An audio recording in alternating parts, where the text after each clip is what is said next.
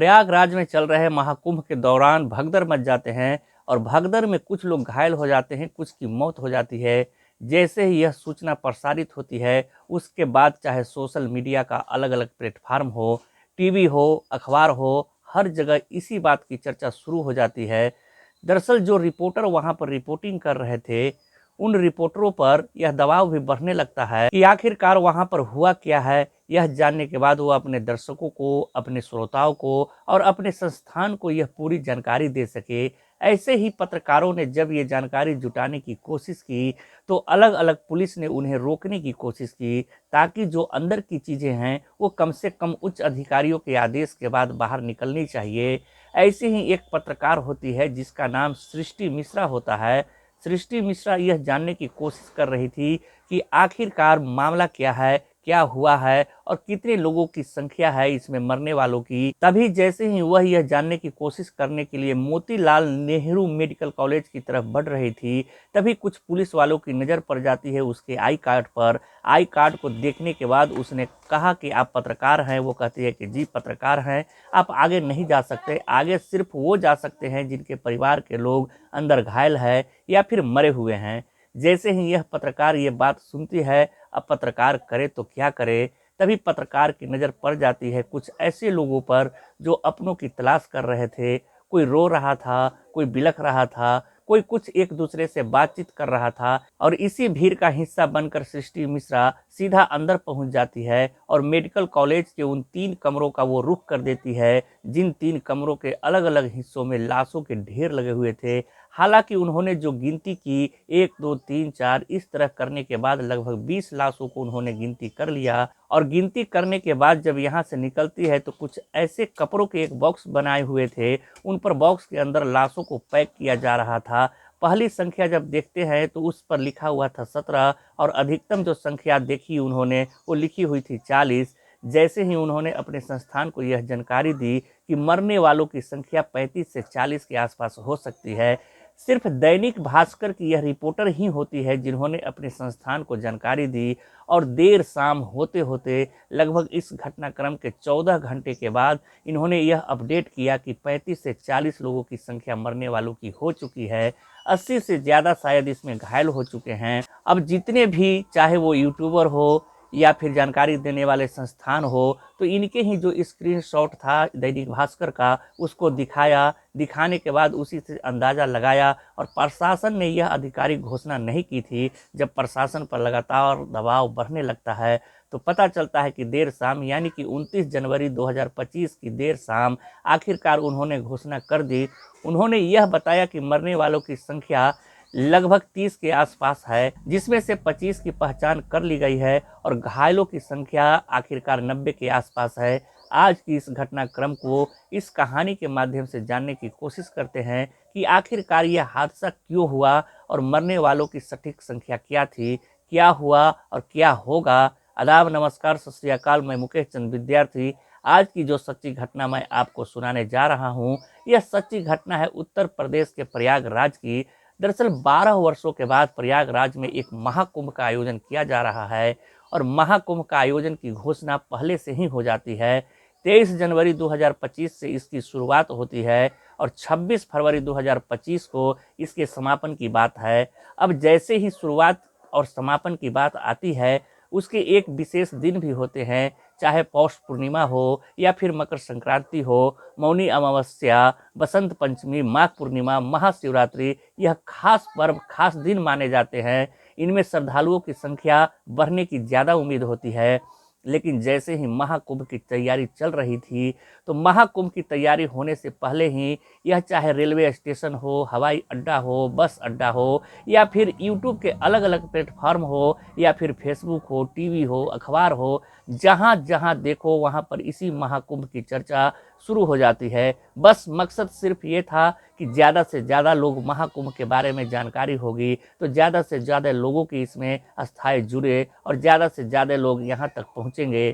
खासकर वीआईपी जो आते हैं, वीआईपी के लिए एक अलग तरह से विशेष स्थान दिया जाता है। उनको लाया जाता है बड़ी संख्या में। जब वहाँ पर श्रद्धालु पहुँच रहे हैं तो उन्होंने रील बनाना भी शुरू कर दिया। अब रील बनने लगी, रील बनने के बाद सोशल मीडिया पर लगातार वायरल होने लगी। अब लोगों के अंदर से यह उम्मीद जगने लगी, यह उमंग जगने लगी कि हमें भी इस प्रयागराज के महाकुंभ का हिस्सा बनना चाहिए।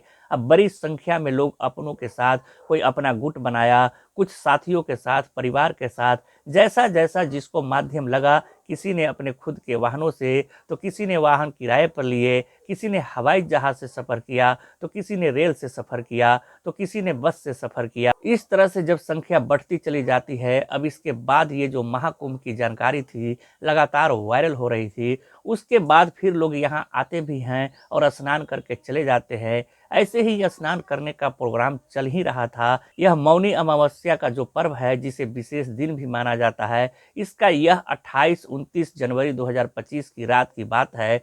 कुछ श्रद्धालु स्नान करने के लिए यह जो रास्ता है अखाड़ा मार्ग पर, जो जिसे बताया जाता है कि अमृत स्थान की दृष्टि से इसको बैरिकेड कर दिया गया था, ताकि कोई भगदड़ न मचे, लोग आराम से जा सके, आराम से आ सके, इस तरह की व्यवस्था कर दी गई थी। लेकिन 28-29 जनवरी 2025 की रात लगभग 1:30 के आसपास, जब लोगों की संख्या जा रही थी स्नान करने के लिए, अचानक से कुछ ऐसा होता है जिसे लोग समझ ही नहीं पाते। और जब समझ नहीं पाते तो भगदड़ मच जाती है। और जब भगदड़ मचती है तो उसके बाद फिर लोगों की जो कोशिश थी, या तो वह खुद की अपनी जान बचा रहे थे, या फिर अपनों की, या फिर अपने महिलाओं की, या बच्चों की, बुजुर्गों की रोकने की कोशिश कर रहे थे कि कहीं उनके साथ कोई हादसा न हो जाए। ऐसी स्थिति में लोग सिर्फ भाग रहे थे, दौड़ रहे थे। यह नहीं देख रहे थे कि उनके नीचे कोई बालक दबा हुआ है, उनके नीचे कोई बुजुर्ग दबा हुआ है, उनके नीचे कोई महिला दबी हुई है। कुछ इस तरह से कुछ भी नहीं देख रहे थे। और किसी का सामान छूटा तो छूटा, बस लोग भाग रहे हैं। और कोशिश यह थी कि बस खुद की जान बच जाए, भले ही चाहे इसके बाद आगे कुछ भी हो। जब इस तरह से होता है तो लगभग 1 घंटे तक यह स्थिति चलती रहती है। प्रशासन के लोग हो या आम लोग हो, जो भी थे, सब अपनी अपनी जान बचाने की कोशिश कर रहे थे। जैसे ही बैरिकेड टूटते हैं, उसके बाद स्थिति और भी भयावह हो जाती है। और यहाँ पर घायलों की संख्या, मरने वालों की संख्या भी अब यहाँ बढ़ने लगती है। अब यह कोई समझ नहीं पा रहा था कि प्रशासन के लोग करे तो क्या करे।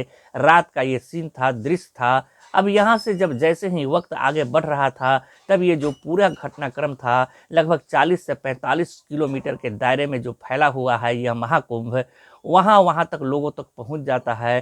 फिर लोगों ने सोशल मीडिया पर वीडियो बनाकर अपलोड करना शुरू कर दिया कि मौनी अमावस्या की उस रात, यानी कि 28-29 जनवरी की रात लगभग 1:30 बजे के आसपास यहाँ पर भगदड़ मच जाती है। बहुत लोग हताहत होते हैं, घायल हो जाते हैं।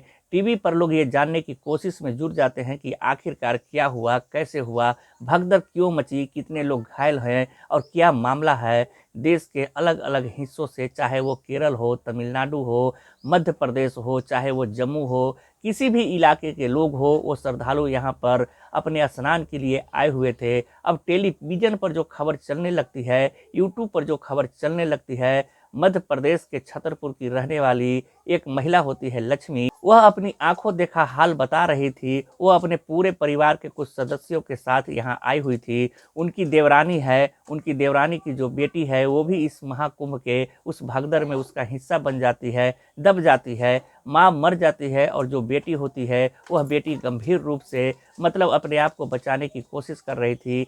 तो जो माँ बेटी जो होते हैं, वह लोग से चीख रही थी, चिल्ला रही थी, चिल्ला चिल्ला के कह रही थी कि मेरी माँ मर गई है, अब तुम इसके ऊपर से मत गुजरो। हालांकि उसकी बेटी के ऊपर से भी लोग चल रहे थे, दौड़ रहे थे, लेकिन बस करे तो क्या करे। लेकिन पब्लिक थी, पब्लिक इधर से उधर भाग रही थी। और स्थिति यह हो जाती है कि जो लक्ष्मी होती है, उसकी जो देवरानी होती है, वह तो मर जाती है, लेकिन जो बेटी है, वह बेटी का अपनी माँ को याद कर कर के रो रो के बुरा हाल हो जाता है। वो समझ नहीं पा रही थी कि आखिरकार घर से आए थे यह सोचकर कि महाकुंभ में जाएंगे, स्नान करेंगे और स्नान करने के बाद वहां से वापस आएंगे, लेकिन उनकी ज़िंदगी का यह ऐसा दिन बन जाता है जो शायद पूरी ज़िंदगी कभी भूल नहीं पाएंगे।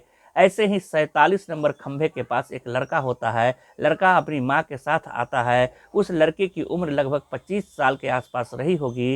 एक हाथ में उसके बैग होता है, एक हाथ में माँ का हाथ होता है। लेकिन जब लोग भाग रहे हैं, आ रहे हैं, जा रहे हैं, तो वह अपनी माँ को पकड़े हुए था। लेकिन किसी वजह से उसकी माँ का हाथ छूट जाता है, और जब माँ का हाथ छूट जाता है तो कुछ देर के बाद उसके हाथ में जो बैग होता है वो बैग भी छूट जाता है। बैग में कुछ पैसे रखे हुए थे, वो भी छतरपुर से आया हुआ था। वहां से जैसे तैसे करके तो वो यहाँ तक पहुंच गया। लेकिन अपनी माँ का जब हाथ छूटा तो उसने ये कोशिश कर रहा था कि माँ का हाथ न छूटे, भले चाहे सामान छूटे तो छूटे, लेकिन माँ का हाथ भी छूट जाता है। अपनी माँ को तलाश करने के लिए 29 जनवरी 2025 को देर शाम तक वो इधर उधर भटकता रहा, लेकिन उसको उसकी माँ नहीं मिली। जब एक पत्रकार ने उससे पूछा तो वो रोते रोते कहने लगा कि थोड़े से पैसे बचे थे बैग में, थोड़ा सा सामान था, वो हाथ से छूट जाता है। मैं न सामान को बचा पाया, न ही अपनी माँ को बचा पाया। मेरी माँ किस हाल में है, किस हाल में नहीं है,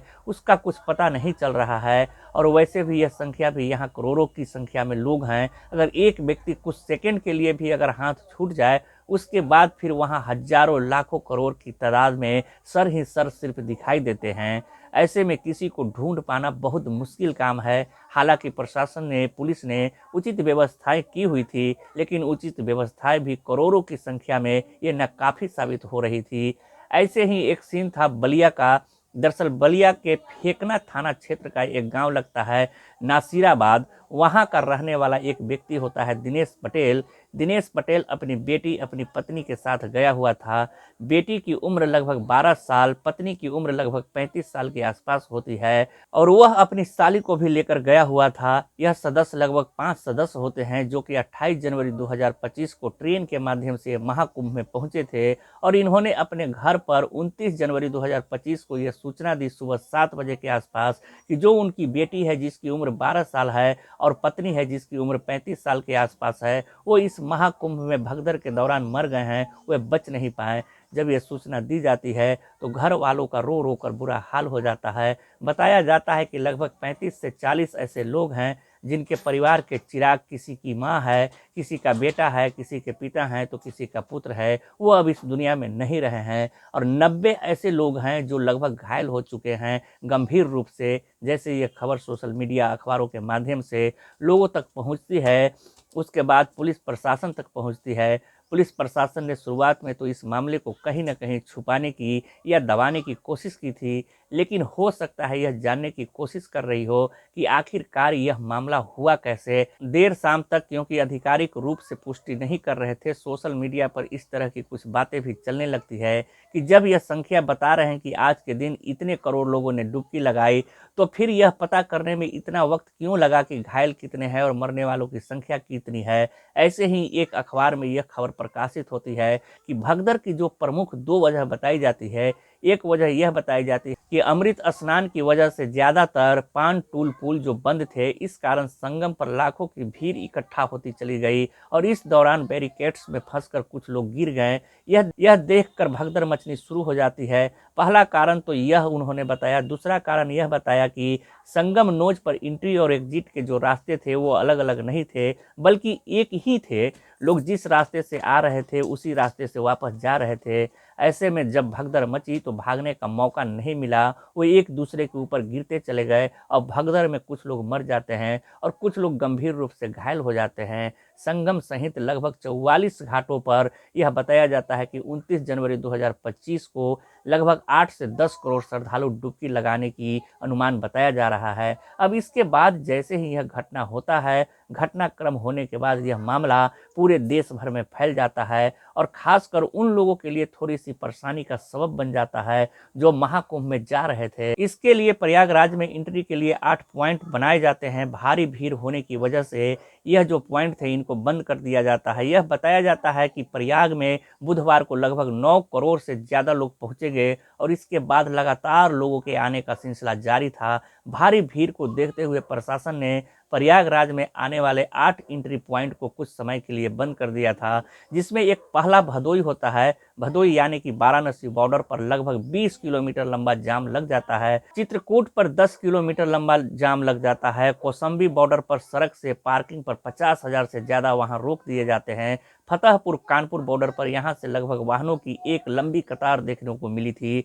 प्रतापगढ़ बॉर्डर पर 40,000 से ज़्यादा वाहनों को रोका गया। जौनपुर बॉर्डर पर जौनपुर जिले के बदलापुर में पुलिस ने प्रयागराज जाने वाली सभी बसों को रोक दिया था। और मिर्जापुर बॉर्डर पर यहाँ पर गाड़ियों की लंबी लाइन देखने को मिली थी और रीवा बॉर्डर पर 50,000 वाहनों को रोक दिया गया था। इस तरह से जब देखा गया तो जो प्रयागराज को जोड़ने वाले जो मार्ग होते हैं, क्योंकि भीड़ एक साथ वहाँ पर बढ़ेगी तो दिक्कत हो जाएगी। फिर उसके बाद चाहे वो उत्तर प्रदेश के मुख्यमंत्री योगी आदित्यनाथ हो, या चाहे देश के प्रधानमंत्री हो, या फिर गृह मंत्री हो, या फिर प्रशासन के बड़े आला अधिकारी हो, सभी की ज़्यादातर एक ही अपील थी। उन्होंने कहा कि जहाँ जिसको मौका मिले वो वहाँ अपना स्नान कर सकता है। ऐसा ना हो कि संगम तट पर जाने की जिद में, होड़ में कहीं भविष्य में कोई हादसा न हो जाए। इसलिए हम भी अपनी वीडियो के माध्यम से यही अपील करेंगे कि जो भी श्रद्धालु महाकुंभ में जा रहे हैं, वहाँ स्नान करने के लिए जा रहे हैं, तो वहाँ यह न देखें कि सबसे अच्छा स्थान माना गया है जिसको संगम कहते हैं, जहाँ पर 3 नदियों का मिलन होता है, वहाँ जाकर ही स्नान करना है। ऐसे में गंगा का पानी है, गंगा का पानी पवित्र है, जहाँ भी मौका मिलता है वहीं जाकर स्नान कर सकते हैं। कोई ऐसी खास विशेष जगह न देखे। अगर विशेष जगह देखोगे तो कहीं ना कहीं दोबारा किसी के साथ कोई घटना हो जाए, इसलिए बहुत ही सावधानी बरतने की ज़रूरत है और अपनी सुरक्षा की बहुत ज़रूरत है। और प्रशासन हालांकि इस स्थिति को बिल्कुल कंट्रोल करने की स्थिति में लगा हुआ है ताकि भविष्य में कोई ऐसी हादसा न हो। दोस्तों, इस पूरे घटनाक्रम को सुनाने का उद्देश्य किसी को परेशान करना नहीं है, किसी का दिल दुखाना नहीं है, बल्कि आपको जागरूक करना है, आपको सचेत करना है। तो दोस्तों, मिलते हैं एक नई वीडियो में नई कहानी के साथ। तब तक आप लोग अपना और अपने परिवार का ख्याल रखें, सुरक्षित रहे, सतर्क रहे। जय हिंद, जय भारत।